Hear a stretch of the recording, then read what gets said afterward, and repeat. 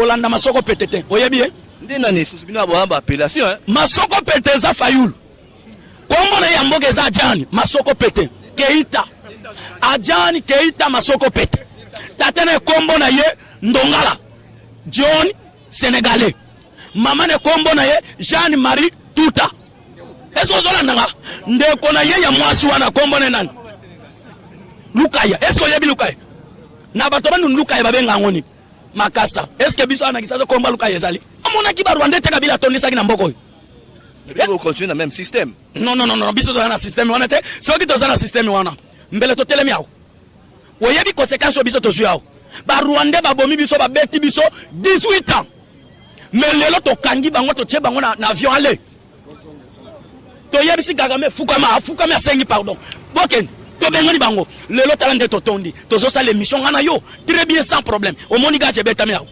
vraie démocratie to zaba congolais 100% moi na Congo zo mayele ayande to travailler Fayulu pona to beti sabo azama soko pete ayeba kite bakendaki na Genève fo ba trahir biso mais nzamba lala kate Félix aza chef de l'état likolo yebi na CP yebi ngana za mwana chef coutumier Félix Aoumel 30 ans de pouvoir na bakelo Moïmoka koki ko benga peuple congolais ebele baza ba marionnette pourquoi na lobby lokwana to fotaki président mais to bosani ko voter ba député lelo ba député wana po ba bima majorité parlementaire bato ba votaki bango bino ba congolais bolandaki polo bato batelamaki na Inde na ko voter muluba te na ko voter mutetela te oke pesa mutu wana voix mais oyebi pe kolonete mais ozoko mikumisa lelo ba yeko bima ba député siko to kolobani Félix abengana ba député wana non bango lokola biso peuple biso moko peuple to zanerere to voter bato wana babili Félix lokola to bimisie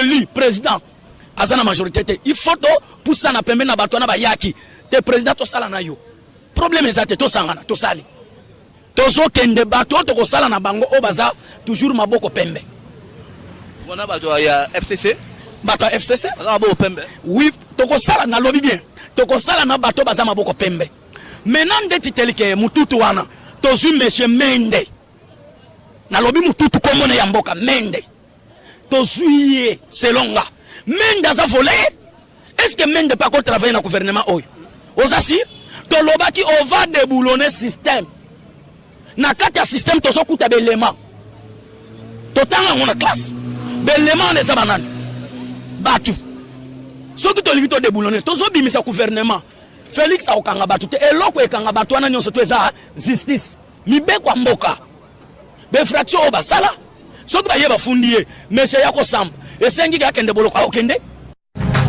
Radio Bissonyonso Congo RDC, une chaîne au cœur du monde. Merci Nabana Poto, merci à très chers abonnés de BNC Télé, de Bissonyonso Congo Live. Nous sommes toujours pour vous informer. Nous sommes toujours. Donc, tout ça, descente dans 4 siège IDPS, un week-end pour toujours des informations, pour nos réactions par rapport à la lettre et à Martin Fayulu comment qu'est-ce que c'est Moussala, tout réellement le dialogue. Donc, tout ça, vraiment, sur l'Union, n'a pas combattant, à 4 siège IDPS. Tu n'as pas vu Nabango, bazo penser ni na lettre Oyo Martin Fayulu comment qui papa Mbote papa. Il faut vraiment dialoguer ça entre Binona Batala Muka pour tout en crise. Dialogue ezate atamuke. Crise ezana mbogate. Biso tozoma na crise ezate, crise ezate. Biso bana Congo, toza ba peuple congolais, tozoma na makabonyo c'est clair. Crise tozoma na crise te. Peut-être crise ezapa na ye. Biso tozoma na que na pouvoir ya chichi crise ezate. Mais pourquoi vous voulez faire l'ensemble maintenant Martin Fayulu? Ah, président Abimaki, Abengaki Bantu Nyonso.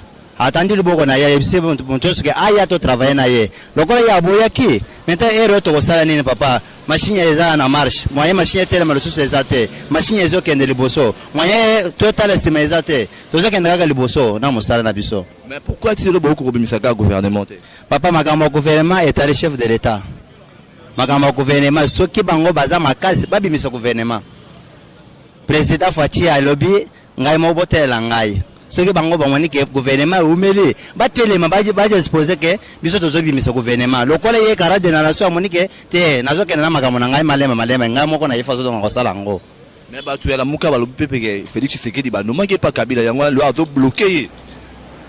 Kabila azana eloko te awoloba président eliboso ya président ata eloko ata moko te tala awa tozalaki na pouvoir te tobundisi Kabila sa arme sa eloko mais tozwi ka pouvoir. On a à faire déboulonnage et ceux qui wapi. Est-ce que vous déboulonner Kabila tilelo? Kabila azana eloko te papa. Déboulonner to déboulonner déjà kala. Azaloba soko mwani mpona minute oyo a deuxième makambo na ye. Mpona minute soko landela ata bantu na ye bazoloba lisusu bozoba te. Bayebi keso to salaire peuple ko bakomata bakotelema. Dans le jour tozalaka na stade de Martyrs je bois ki hotel la Jani Mabunda tozaki bino na interview boloba ke to na des présents pour Kabila tu dois tamolaka na cortège. Le bo changer ton nini. Te Kabila cortège à Kabila parce que c'est la première fois eloko esala na Congo. C'est la première fois na biso to mwana président sortant na président ex-président. C'est la première fois esala na Congo. Hein, c'est la première fois. Parce que ba Congolais bazana esengo makasi po to mwana ex-président na président oyo abimi. Parce que ta ya kala po to mwana ex-président boye ezala ki passe makasi. To koli boye président ya kala kofi déjà. Oyo boye mettre lelo tozo mwana Kabila soko lelo ba bomi Kabila. Ba peuple congolais ko zoanine.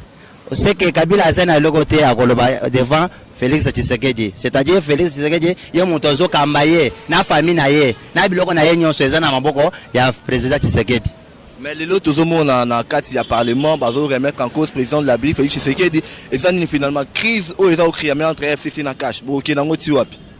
Crise ezate tozolo ba FCC na cash. FCC na cash ngai nazo mona crise te parce que mutozo kamba bango nyonso azaka Félix.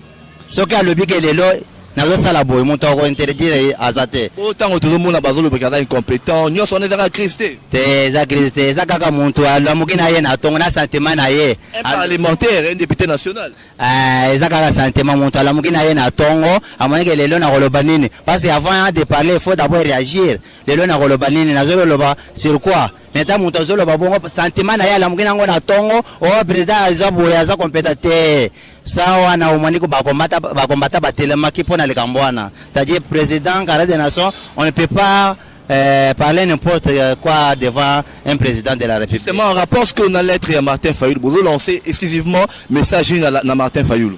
Martin Fayulu na rapport na lettre na ya akomaki po azwa musala. Maintenant musala na ye wana tomonike azana souci mo boye pona intérêt na ye na bana na ye na mwasi na ye. Eza pona intérêt ya peuple congolais te. Eza pona intérêt ya bana na ye na mwasi na ye. Parce que azo réclamer ongai na kozala président muzito wa kozala vice président matungula kozala secrétaire. C'est-à-dire muntu ana azana souci na poste wana. Crise ezate aroya kolukanini entre la mukana cash. Ya lokwa koluka et pas président de la République te. Nenga zana ayeba bien que aza mutu moko aza déconsidéré aza mutu moko asa échoué. Alors ayeba que eza sous Nathan ya kozong sa peuple congolais se maté tozo ke ne liboso. Alors aponaki opposition asa l'opposition. Donc cash asa Nathan ya ko recevoir Martin Fayulu te il est un député, le président l'a déjà répondu, il est un député à quel parlement ata président élité nana votagié. Il m'a dit que les allez voter. À même si la Cour constitutionnelle a déclassé, donc il y a un fondement à mon côté. Alors c'est un aventurier, il y a un ligne, même un peuple n'a ignorance, mon ça, peuple n'a pas maturité à Kala, il y a tribalisme, il y a contre Yango. Alors, ils ont attenté à député comme tout autre. Il n'y a rien à voir entre Martin Fayulu. Donc, aux autres temps, il même à rapporter entre un individu, soit disant Martin Fayulu. C'est rien. Oui, c'est qu'affaire de déboulonnage, il y a système Kabila, tu comme bon, affaire de déboulonnage, juste, tous un outil, et ben déjà, mais tous les gouvernement, il m'a place au moins que non déboulonnage, il va dire que Bandi à solo. Kabila n'a pas déboulonné, il dépêche. Kabila to déboulonné déjà yo zo le bagaye a déboulonné des personnes ndengeni yo zo monte déjà to déboulonné ya lunga na poste ya président a commis na mutu pamba yo on de ko la ni tiro bo ko robinsa gouvernement to lobby gouvernement et ça déjà maintenant là c'est le président qui a ça par exemple pour ça ya gouvernement moko aux alliés responsable devant le peuple oyo répondre à makambo malamu. Papa mbote na yo? Mbote pa. Oui, siko lelo toza na mutu na moko oyo ezo lelo ko défrayer chronique makasi lelo. Pourquoi lelo boza la majorité parlementaire te? Boza pe na premier ministre a été bino cash. Bo régner ndenge nini? Bon, oza otuni mutu na moko kitoko. Soki olobi ke toza na majorité parlementaire te. Elingo la kisaboye. Omoni biso IDPS to organiser ki élection te. Monta organiser élection azali muntu mususu.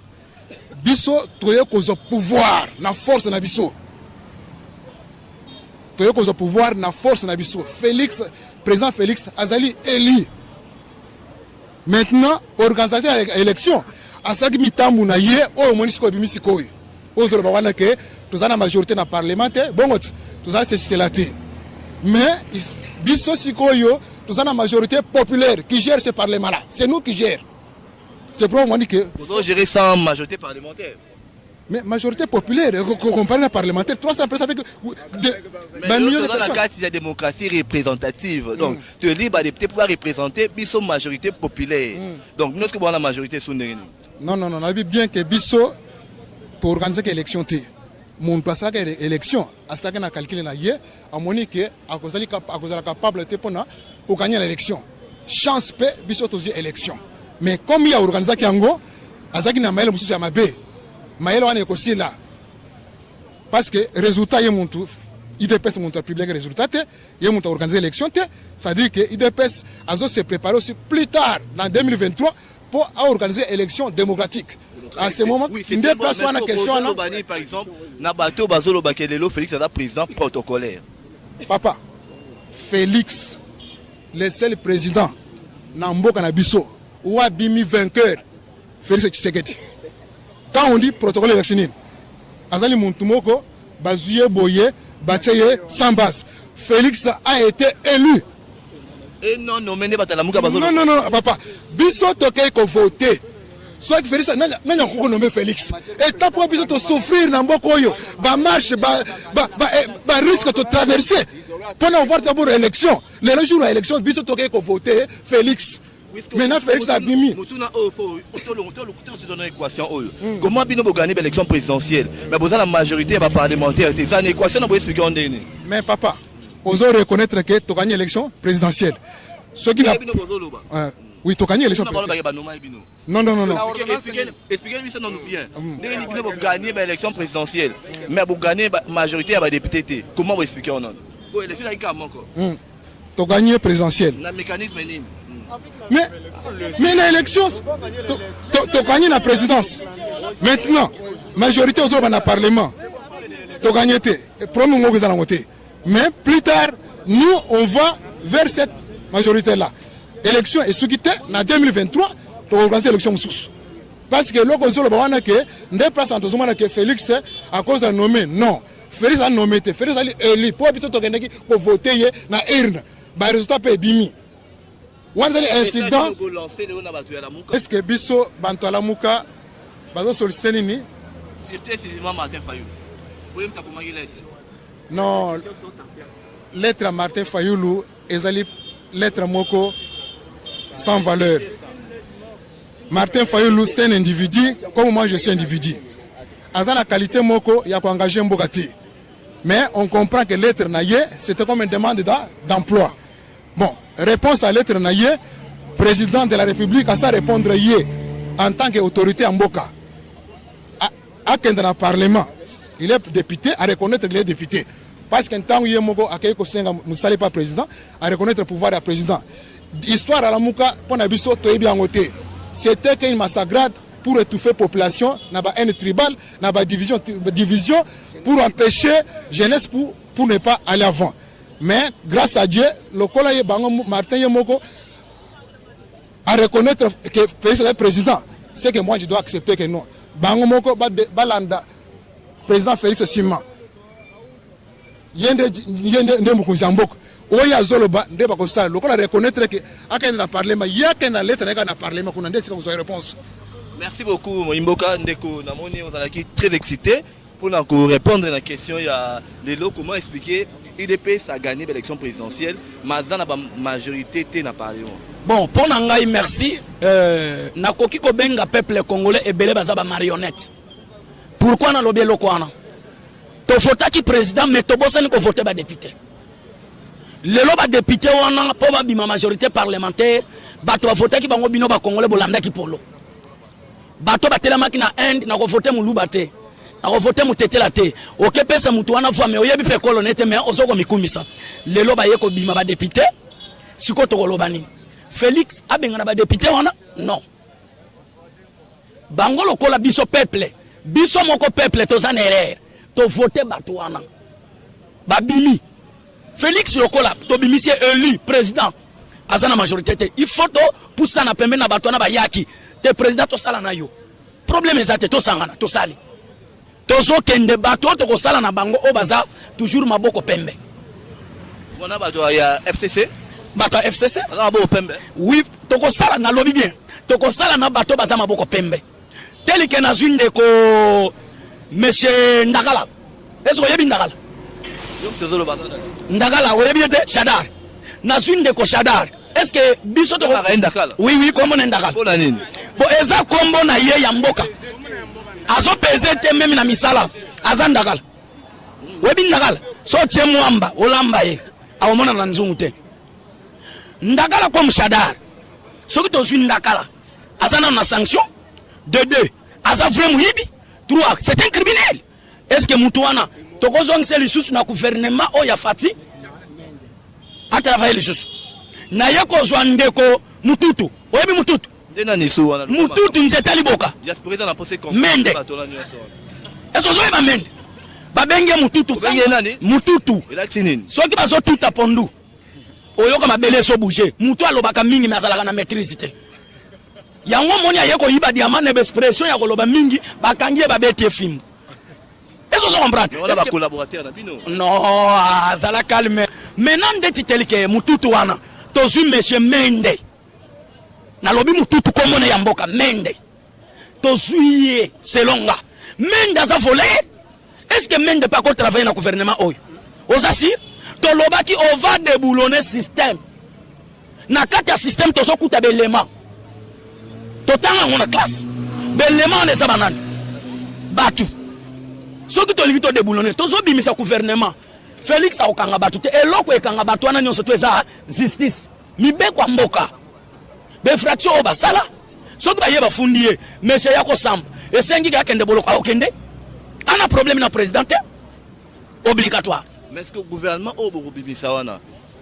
Premier ministre est kabiliste, le ministère clé est kabiliste, le gouverneur est kabiliste, le wapi na chargé de mémoire. Ndeko merci.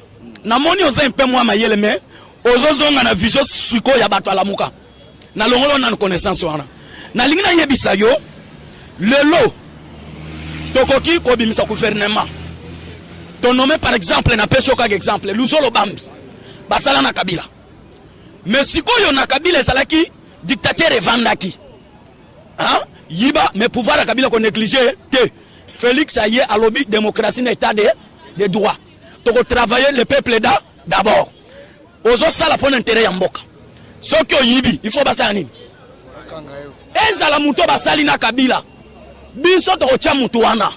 Travailler. Soko yibi to kangio to tia na prison papa. Eza problème te. Mais est-ce que vous avez des fois démocratie zanine? Hein? La majorité à parlement est primaire toujours parce que parlement n'aime pas voter la loi et légiférer la loi. Parce que bino sans majorité parlementaire bah partir d'amener bazo rendre nous plus la difficulté bazo remettre en cause le président de la République. So bo quel est tu fait?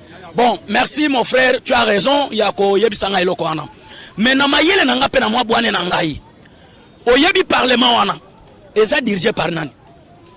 Autorité morale na bango nyonso wana eza nani? Oyebi ke lelo biso na FCC na Castoza na mariage eloko obosana. Est-ce que oyeba autorité morale na bango eza kaka chef de l'état comme Félix. Eza Kabila te. Non non non. Kabila c'était une marionnette, Kabila c'était un aventurier, c'était un criminel. Kabila token électeur to gagner to bengane na pouvoir. To boya ki minduki. Lelo pe armée comme na maboko na biso. Est-ce que jusqu'à aujourd'hui ils ont pensé Kabila? Mais c'est Kabila c'était un voleur. Alongwe na Zamba ayoko sala crime na mboko. Babi président c'est vraiment la Kingakati. Nani? Présidence. Oh, mais yo za na retard. oza na retard commandant on a président par président à parlement alors qu'il n'a kinga kati okosi Janine Mabunda non s'il te plaît nalingi na répondre rapidement Janine Mabunda moko soyazo kene kinga kati parce que ndeko soki tozongi na philosophie bien Kabila a sali 18 ans à pouvoir tikela nga mwata muke 18 ans à pouvoir à travailler oyebi ke za na mwa ba condition mususu et place bon d'être mbemba moyibi balie na Kabila maintenant aujourd'hui oyebi sangake Kabila za mabe par rapport à quoi biso na Kabila tozana problème te mais soki Kabila ba yeko funda ye ozana dossier na Kabila fundi ye papa ba okanga ye kolanda masoko petete oyebi ndena ne susubina ba appellation masoko pete za Fayulu kombo na ya mboge za Ajani masoko pete Keita Ajani Keita masoko pete tatene kombo na ye Ndongala John Sénégalais mama ne kombo na ye Jeanne Marie Tuta ezo zola ndanga ndeko na ye ya mwasi wana kombo ne nani Lukaya esko yebi Lukaya na bato bandu Lukaya babenga ngoni Makasa eske biso ana kisazo kombo Lukaya ezali mais balobi bote ki pe mboka pa ba Rwanda dossier wana na bosani ko fungola ngo amona ki ba Rwanda te Kabila tondisa ki na mboko yo mais vous continuez dans le même système non biso dans un système wana te soki to dans un système wana mbele to telemi awo oyebi conséquence biso to zuyao ba Rwanda ba bomi biso ba beti biso 18 ans mais lelo to kangi bango to che bango na avion aller to yebi si Kagame fukama sengi pardon boken to bengani bango lelo talande to tondi to zo sa l'émission ngana yo très bien sans problème au moniga je betami awo vraie démocratie to za ba congolais 100% moi na Congo zo mayele ayande to travailler Fayulu pona eto beti sabo azama soko pete ayeba kite bakendaki na Genève fo ba trahir biso mais nzamba lala kate Félix aza chef de l'état likolo yebi na CP yebi ngana za mwana chef coutumier Félix aoumela trata de pouvoir to kutio ana kata CGD PC pour na séminaire oui na otobima fraîchement na kati ya séminaire ya ba jeune lokola nga pe na zamoko ya ba IDPS yango nde na otobima kuna na formation nazana esengo mingi ndenge touti kozwa formation na kati pona koyeba fonctionnement ya parti na biso. Oui mais siko lelo babi actualité oblige FCC cash mariage wana ezo profiter na binote boke nango tiwa non koloba ke FCC cash mariage ezo profiter na biso te c'est trop dit parce que mariage ya FCC na cash eza na volonté na biso te. Il faut que yango ke biso ba combattant IDPS to tikala ko kanisa ata mukolo moko te ke biso to koki ko sangana na bato ya FCC mais elo esali ke lelo mariage wana ezala eza pona intérêt supérieur ya nation to ekondima te to tika mboka ezala paralysé bana mboka ba vivre na ba mécontentement ndemoni président na biso alobi bien que bato ba bomi mboka bien que bato ba yibi mais biso lelo nde toza déjà en tête à pays. Toki ko apporter quand même quelques modifications mais à la seule condition que lokola bango ba bimi majorité na parlement to sangisa maele ce n'est pas que bango ba koya na maele na bango ko pesa biso biso nde to bimisa maele na biso ko tia likolo na bango mais bango baza que juste lokola ba échantillon ba aider biso pour te développer vision na biso na kati ya mandat affaire déboulonnage du système Kabila to komi nango wapi. Bon, on a dit que Batebele baza vraiment emporté na slogan wana ba commission local la slogan déboulonnement mais il faut total ça ba topé vérité déboulonnement et ko salema dès les premiers jours et banaki déjà parce que bino boyebi tozana bande ko ebelo baza bakanga na déjà na makala tozana kaya Frank Diongo tozana ndeko Muyambo tango moni batu wana babimisi bazui liberté na bango bazongi lokola ba citoyen lokola ngana yo citoyen libre déboulonnement ya ngwane bandi et ya mibale pona bato ba yibi o toza déjà na ba preuve soki oza na preuve ya moto asala mabe mais il faut patienter gouvernement ebima ba kocha président promettre biso ki akocha ministre ya justice wa ozala une personne intègre ya ngwana nde biso to ozela so na kabiliste était boy te na ebisi OK président na biso toza na confiance na président na biso so moni biso to lobi ke toza na confiance na président parce que président sali promesse wana devant le monde entier a lobi bien que na kotiela bino ministre ya justice ça sera une personne intègre yango nde moni biso tozozela soki yo pe ozalaka na dossier ya bato wana luka ba preuve réunir ba moyen na yo les jours J obimisa ba élément wana olobaki ndeko mende abotolanga parcelle na yebike jour wana ozala restituer na ba droit na yo okosepela. Sikoyo awa mariage entre FCC Cash moi na libosé botoli biso Ilunga premier ministre deuxième mois ozala kabiliste était boy. Bon na yebi ezana ndenge wana te il faut toyeba que mboka ezana mibeko toyeko biso to condamner bato wana ke ba déjà ki mabe parce que babanda ko tosa mibeko te lelo biso to komi en tête tozu gestion na maboko. La première des choses c'est quoi? Il faut tout respecter nanu mibeko otokuti établi en attendant toya ko tchape ba modification par-ci par-là. Biso tokuti constitution lobby bien que premier ministre il faut abima na bato obabime majorité. Toya ko boya te ne tozui premier ministre Ilunga batie wana. Ce n'est pas que Ilunga ko ya na vision na ye aya ko imposer le chef de l'état. Non. C'est le chef de l'État de Mouta reçoit vision à PC on a Ilunga, premier ministre, comme ça premier ministre a exécuté sur le terrain. Ce qui a boy koto sayango, bako longo laye, bako reçoit premier ministre Moussou Bakocha. Et au fur et à mesure, je crois que changement est causal. On a besoin que c'est décidé d'ici là ceux qui parlement continuent à s'entêter bon pour dissoudre le parlement. Non, makamunyo c'est prévu dans la constitution. Toko dissoudre na ndenge ya brutalité. Au cas où bango va respecter constitution te mibeko ya mboka te na moment wana le président étant garant ya bon fonctionnement des institutions akoya ko jouer arbitrage na entre le gouvernement et l'assemblée et le parlement akoya dissoudre azongisi bango parce que noir sur blanc te yebi bien que ngana yo député sala na bureau te qui peut accepter na bato wana azonga yo yebi ke bato FCC ba bimi ne ba bimi majorité wana parce que moko peuple bazalaki ba bato belé bazalaki aveuglé ba yeba kité netika ya papa Molière oyebi bato belé ba yeba kité ke papa wana za muto FCC bato ba ke ba batiele ba voix mais tant ba ko comprendre azalaki muto FCC bato ba ko mo regretter c'est déjà tard ba yo ko ndimare wana teke bazongi sa bango na urne nani akondima azonga na urne tala ebele ndenge bazolela na cour constitutionnelle papa Molière récemment to solo na baki bino nyonso boza bato FC po bino nyonso bokenda kinga 4 te il faut l'accès aux preuves nana kinga 4 Félix ina kinga 4 jamais Kinga 4 président okendo lukanini parce que yo mona Joseph Kabila ndé muto ayaka et pas président soki Félix akena kinga 4 mais tisiko gouvernement c'est bima tant au moni président boya lobby que non ngai na kosala makambo ndenge ngai motema ekosenga parce que c'est moi le président de la République ce n'est pas Kabila c'est à salitan na ye oye comité ya Félix to pesa confiance a changer le bisombo ka point barre to tika makambo o Kabila kinga 4 zana nini oye kinga 4 soki ba combattant le lobby to se décider to kota kinga 4 wana nana wa empêcher biso to kota donc biso to banga te parce que la majorité c'est le peuple congolais la population ne moni biso toza awa toza majorité plus que batuana le reste to lobby que non nyoso ba kosala toboya yango to boya yango oh non, il y a peuple congolais. Donc, mais totiki, total la bango. Toyebi ke batu ba chanjaka.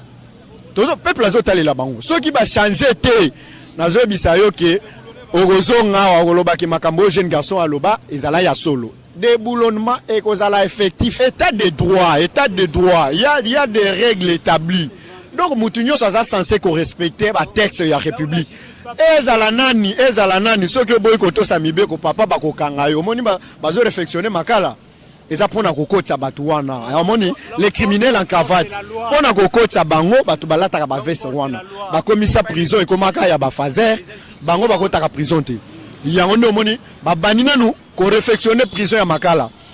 Comme mutu avait ce soit commettre infraction ba kange ba sambisi ndenge moko ba sambisa ka pe ba fazer to mona kango. Il faut pas sambisa pe bango yango ndo moni bazo réflexionner déjà makala yami balenga na hotel sayo na yo kezo beta lisolo ya ndeko Fayulu ote azoluka vérité désir na menga na hotel sayo ndeko ke biso omoni nde nazaboy ngana za témoin nazalaki na centre de vote na ko laxa yo même nini na nga ya carte ya seni omoni oyo ya batemo biso tozui tozalaki na bureau de vote bureau par bureau donc ce que biso ke makambo IDPS eza lokuta eza mensonge biso to koti na bureau par bureau tozui ba PV donc tant to yoki Martin Fayulu compilation sila kate vraiment résultat et sila kate na mboka nini après ça mboka o compilation sala matin Biso total sabino que c'est une vaste blague pour anin. Biso nyonso tokendaka. Ba tout ni soki Martin Fayulu ozana ba témoin, tinda bango na bureau, ba récolter ba de nous ba PV. Tant OK ko funda moto, c'est que vous allez ba réunir ba moyen de preuve. Il faut tal sango que noir sur blanc ngandem tu na gagné. Na hôtel so que Martin Fayulu aza confusionniste. Pour anin. Akeye moko ba cotiser des requêtes. Des requêtes wana moko ebimisi na 11 millions de voix. Moussousou ebimisi na 8 millions. On m'a dit déjà qu'il y a au départ il y a déjà un mensonge. Il y a déjà un mensonge. Parce que Moutouaza a déjà une confusion. Azo bako se positionner réellement na bimi na ba voix combien. Il y a mi balé Moutou azo senga suspension ya résultat. En attendant va organiser Beni Bouté mona Yumbi. En même temps, yé moko azo le baké yene Moutou abimaki. Le lot romotuna yene Moutou abimaki président. Oza président Eli. Maintenant nous ozo sengana Félix Azala président de la République. Yo Azala qui président ya au constitution ce qui y a réforme ya ba institution au conseil ya ba réforme ya ba institution. Tout ce qu'il faut parce que Makambonde ko Martin Fayulu alobi na mboka oyo. Voir même ko finga bato wana politique ya ndenge nini wana. Ko finga bandeko na yo, bandeko oyo travailler na bango na opposition lelo comme ko CPE lix o finga bango. Biso tozo sekaye, to lobi Fayulu abando ya ko vanda awo. Na ba matinée, avandi awa azo partager même idée na biso. Lelo to yebisie ke souci na biso zalaki ke ndeko Joseph Kabila asa nini alongwa. Régime wana elongwa. Lelo yo oyebi ke compagnon d'élite na yo nde muto alongi. Mais yaka o epolé bo travailler. Mais ndenge nini ozoloba? Dialogue ko zala te président yebisie ke Martin Fayulu yaka ozala na mulongo na biso poto changer mboka elongo. Na moment où bato bazo sala confusion. Etienne Tshisekedi azala na mission na ye, il faut mettre fin à la dictature. Joseph Kabila ayaka na esprit na ye à dictature, lelo tozana Félix. Félix a une mission na ya ko changer, il faut développement et quota. Bazo sala peut-être ba confusion inutile. Non, le bona ton solo Martin Fayulu. Non, tant nini to solo na ye nini. Abimi député akinde ko siéger kuna. Azo ba proposition na union so en tant qu'un élu du peuple. A même ngo kuna. Ce qui bandimi yango, ça va président ou exécuter yango. Merci beaucoup Moïmboka. Ça va, merci ndeko journaliste. Déjà na zana moko awa bonjour. Donc entre Tshisekedi na Lamuka oye ako présider yango réaction na mneza ndenge biso IDPS toza pour bato baya toza ba musala mais Martin Fayulu lokola aza medioka kusana biso musala te ata atindi lettre et fa président de la République va répondre hier akende na parlement pour aza député akende na parlement sur le parlement mais à l'époque aza député on va le crise des alliés crise anine la crise institutionnelle, crise post-électorale. Il y a un faux dialogue. Il faut que les Congolais s'assoient entre eux. Biso de besoin de dialogue. Kabila a 18 ans. A dialogue na biso. Biso toza na makambo crise. Tozo le président na biso Fati a gosala nyos crise ezate. On peut ani beaucoup de gouvernement tsilelo. Gouvernement zo bimakalimiki te wana za makambo ya batu wana bazo kale mais la souka président le bi bango ba vanda akulansa ata 100 jours pour la société na batu bango ba vanda. Le président pas à respecter à niveau d'institution, entre autres à niveau à parlement, bazoko remettre en tout moment en cause par Batouya FCC. Oh, montage, mais c'est journaliste. Nazo biso boy. Au moins le président Fati, na bango nyoswa na Batouya FCC nyoswa na bango baza pour changement na kati na bango. Mais oyo aza éclairé makobabisa makambo ya mboko yo, eza monsieur Kabila akokende lokola Kabila mozaki. Mais on a partenaire officiel dans la Bible ça souma mondengene. Nani? Kabila. Oh, Kabila aza moté mabe. Apesi biso pouvoir na moté mon côté, apesi biso na pouvoir na moté mibale. Parce que batnaye président Fati asali boy. Bango bazo kale boy. Apesi liste da bato ya kalawana basa musana Mobutu. Tina Kabila baya nkati. Est-ce que bato swana batamu mwambo wana yo sazo pesa wana na ba bushabu na bato wana bazana saxonte. Mais babi basala liko parando kite bino bosai liko parando ki bosuka ndenge ye ando kite biso de toza bando kumunene to bengene Kabila le pera ke biso toza bando ya tando kite eza mwana ndoki biso toza bando kumunene Ce peuple tozo le likabo moko et c'est la Congo mobimba. Tozo dégager bango. Radio Bissonyoso Congo, RDC, une chaîne au cœur du monde. Vous êtes sur la radio Bissonyoso Congo RDC.